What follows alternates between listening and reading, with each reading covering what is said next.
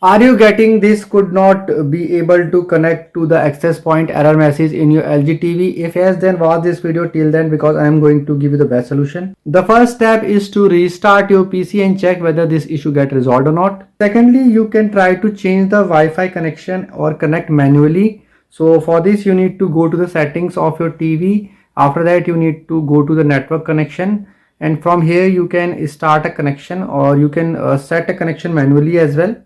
You can, there's an option of to set a connection, or you can select any of the connection from here, or you can set up the connection manually from here as well. So make sure to change the connection once of your network and see, maybe the network is causing this issue. The next step is to check the date and time. So go to the journal option, and herein you can see there's an option of date and time. So you can set it automatically and it will set according to your country. Also go back and you can see there's a location option, and in location I am from India, so I have selected India. If you are from any other country, then select your country only, because if you select any other country, the date and time will also change. So make sure to select the correct country from here.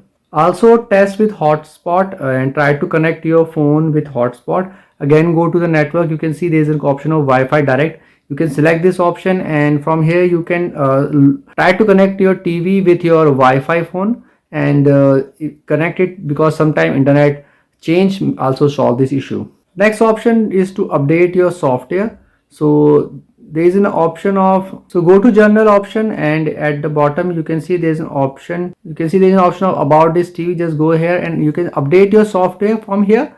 Make sure to update your software to the latest version, and in general only you can see there's an option to reset your TV to initial settings. If nothing works, this is the last option to reset your TV to the initial settings.